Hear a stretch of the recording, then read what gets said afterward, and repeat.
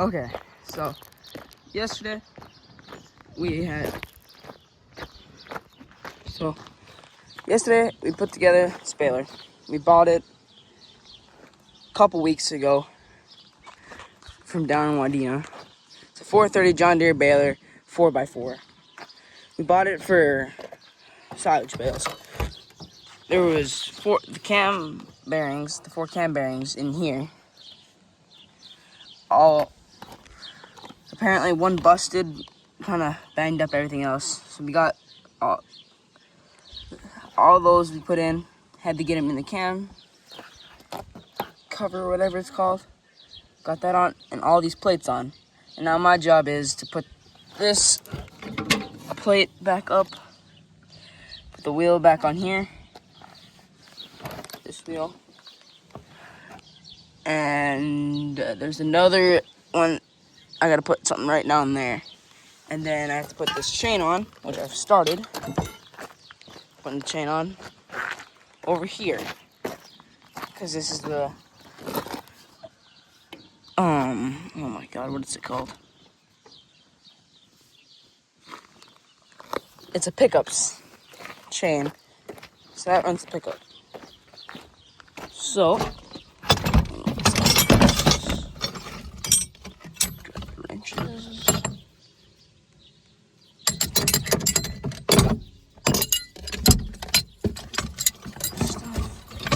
And after that, gotta grease it so it's all prepped and ready for when we need it. I don't know how well I can do this one-handed, but we're gonna try it. What size is that? Ooh, here. There we go.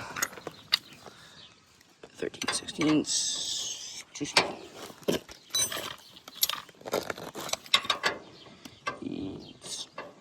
It's gonna be metric. Metric. Or it's not. What in the world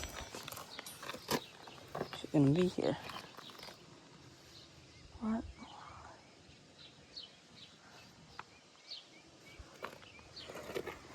Huh. Oh. Do we have a wrench? We do not have a wrench. I'll be right back. Well, instead of grabbing one wrench, I brought the whole toolbox.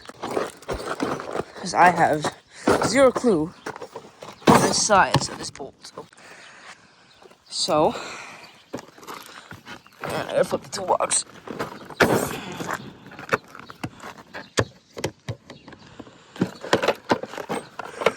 So that's the base.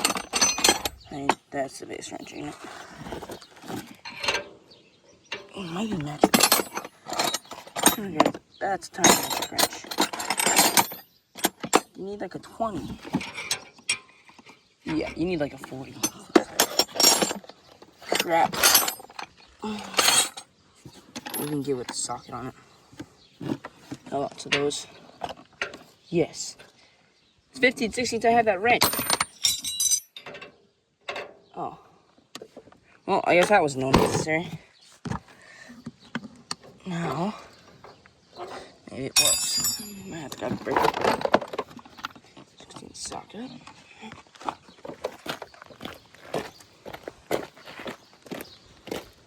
Breaker bar.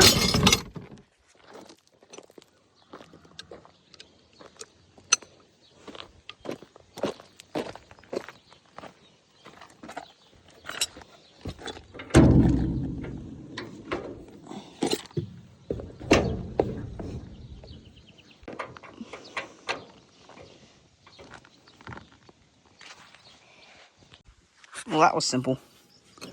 I just had it started it on the wrong sprocket. So now, gotta loosen it, slide it up tight. Damn it, can't do this one-handed.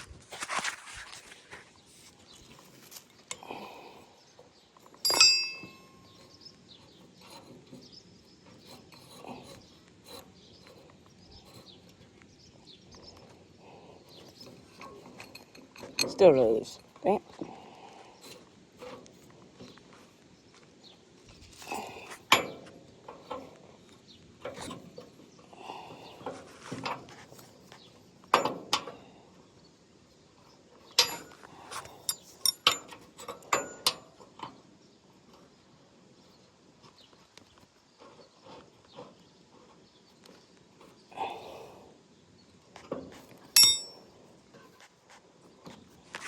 Well, that should be good. I think I'll get my dad to look at it, but I think we're pretty tight.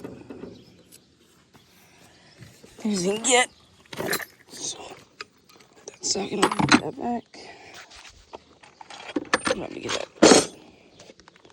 What else do I have over here? I'm missing the 9/16. This does not belong with this set. This does, and I believe this is the biggest. 7 ace. 11/16. 15/16. I think goes in here. Nope. Goes there. This goes here. This belongs right there.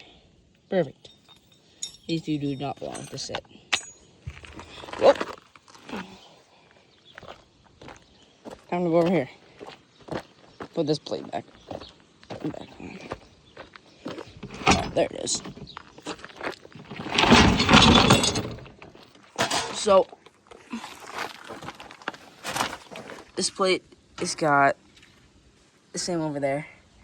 Got that one little bolt holding it on this side, which I got a different one here with washers, but that one's got a spacer or shim, whatever you call it, and this one doesn't. So I'm hoping this works. It should. All it does is have to hold up the plate. Let's try it. Okay.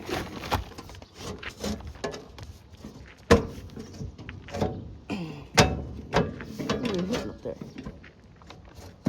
Oh, dang. Probably take off the nut first. And all the washers.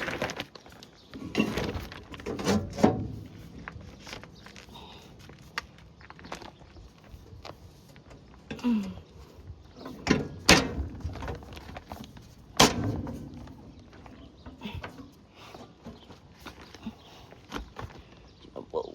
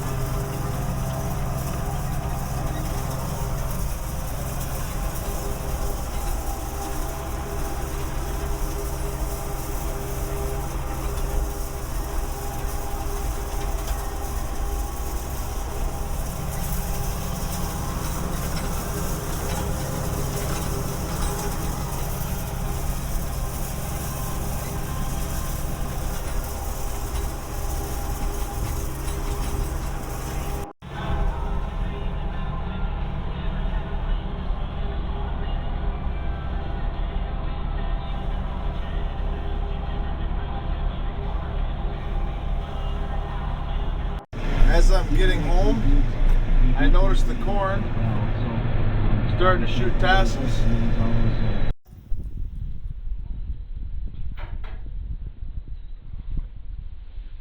Hopefully this works.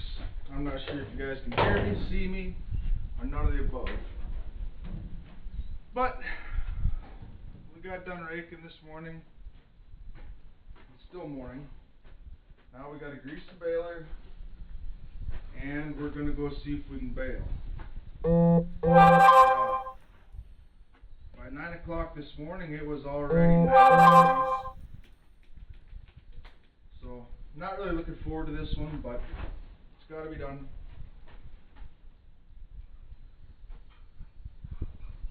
I'm going to use a Vermeer today. It's a 555 XL, also known as the problem child, as my wife would say. That's because every year that since we've had this baler, something has went wrong at some point during haying. So therefore, last year we bought a backup baler, the John Deere 535.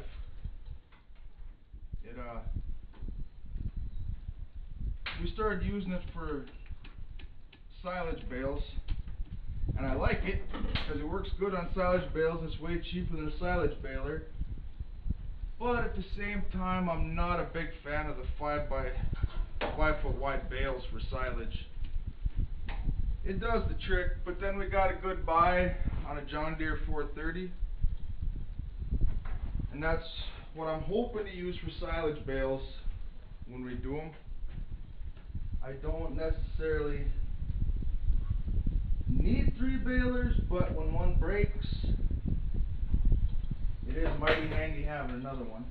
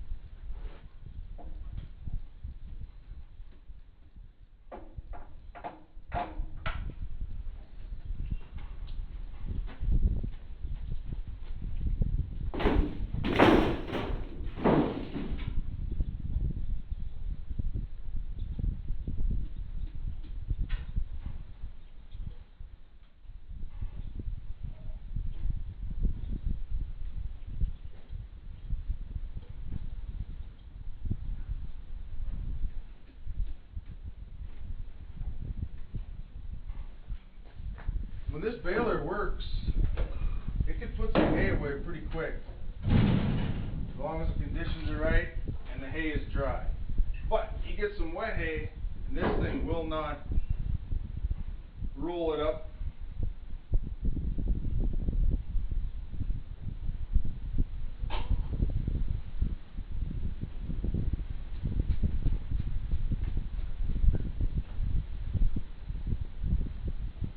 It could probably use new belts. Well, let's be honest, there's no probably. It needs new belts. But when I've priced belts, they cost more than what the baler's worth. None of our balers are net wrap or anything. This one has AccuTie and it works, but it doesn't put on as much twine as I like, so I don't use it. I just manually tie them. Not the end of the world. With these big bales, you don't get as many bales, so it's not too much of an inconvenience.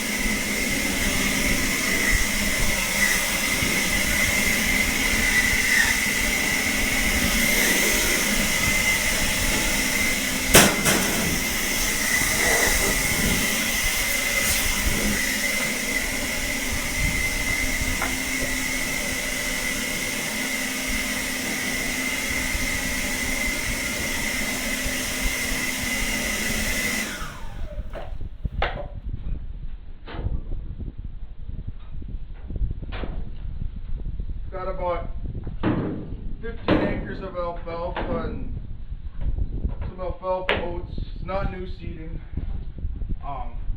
to roll up. Plus we got about 80 acres.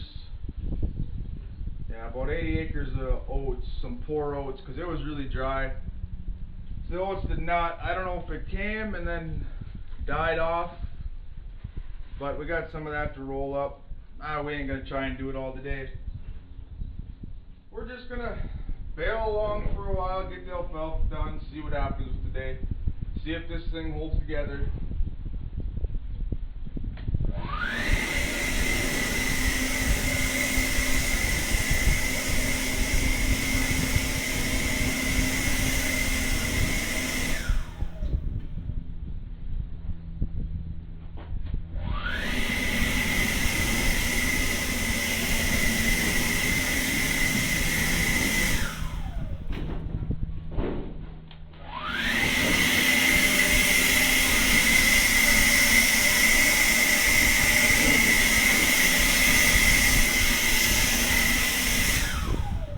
It's gonna be hot and miserable, I know that.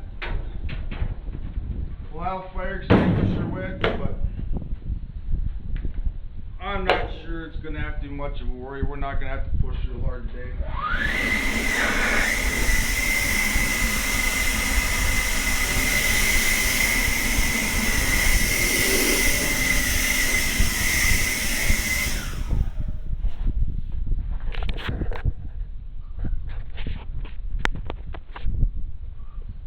See if I can readjust this so I blow out the camera or blow out the tractor.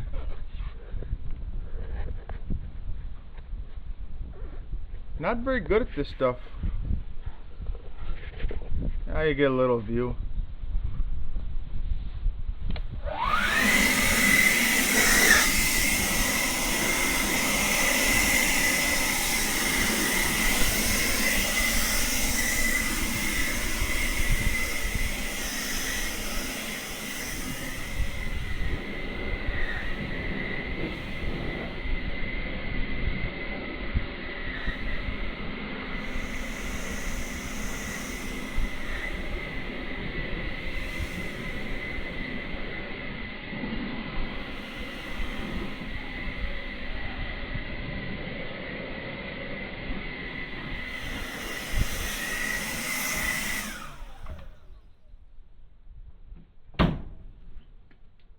We'll go bale the first like 8-9 acres, and then I'll have to come right past the house.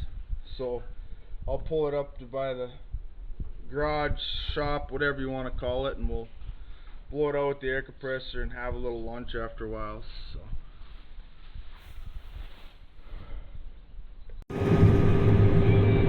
So the other field gave us 2 bales an acre. That I can live with.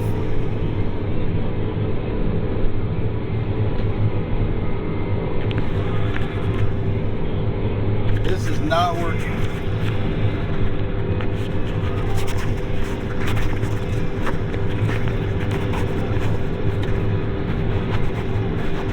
Hopefully this one does about the same. Alright, this is terrible.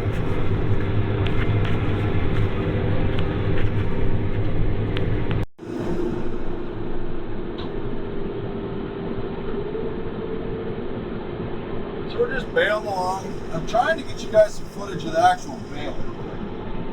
That is not working. The suction cup thingy for my phone is not suction cupping where it needs to be.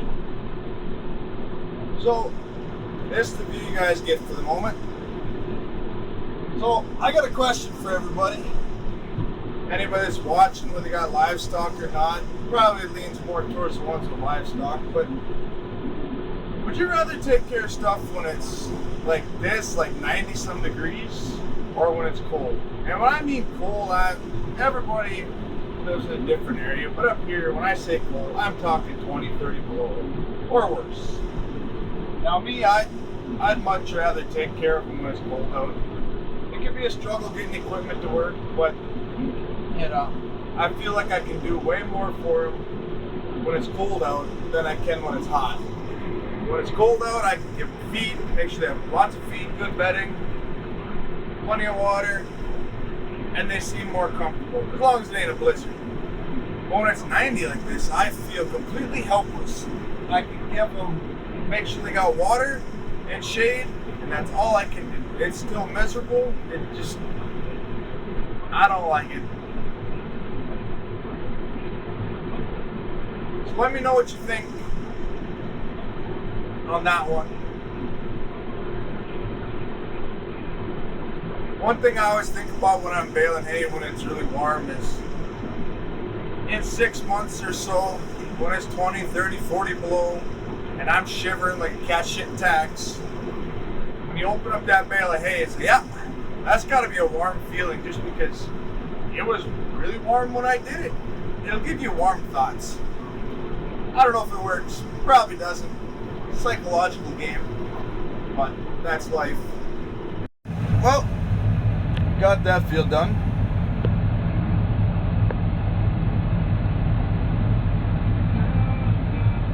Ended up with about 2 bales an acre again, a little bit more. I looked earlier in the one field, the first one we did was 3 point something acres, and we got 6 bales.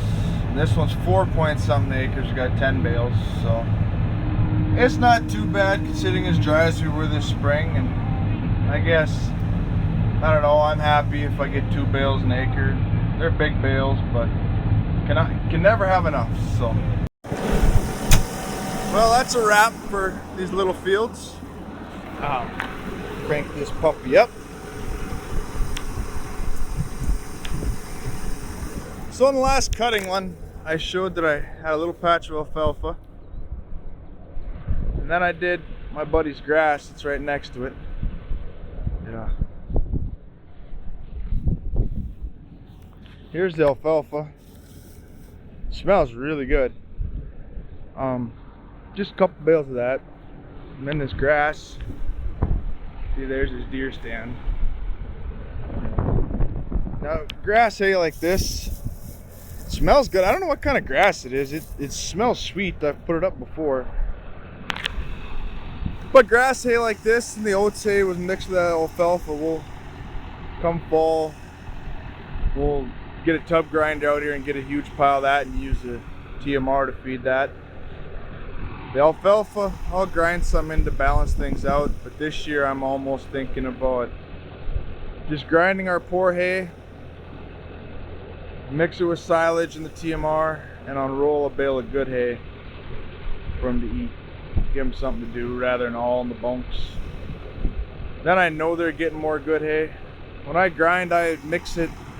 When I'm using the tub grinder, when I'm loading, I'll mix it. I'll put a grass bale, oats bale, alfalfa bale, whatever I got in that for the time being. When I grind about 70 bales at a time.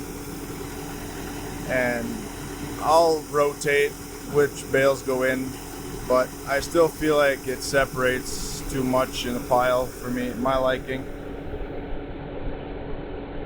It'll mix the TMR if I get it that far, but it seems like the fluffy stuff all falls down and the heavy, it just, I don't know, maybe it's just me, but then I can monitor what I'm using for hay too. Use up the garbage hay in a good way, still eat it, and then let them benefit from the good hay. Now I'm gonna head home and have some lunch, do some chores that the kids would normally do, and then probably go bale some oats this evening. We'll probably get some footage of that if it works out. Maybe the wife will go along and do a better job than I can.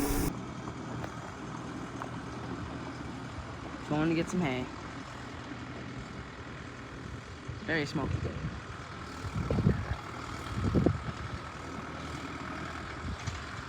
Riding out in the sunset. And he's back with a load of hay.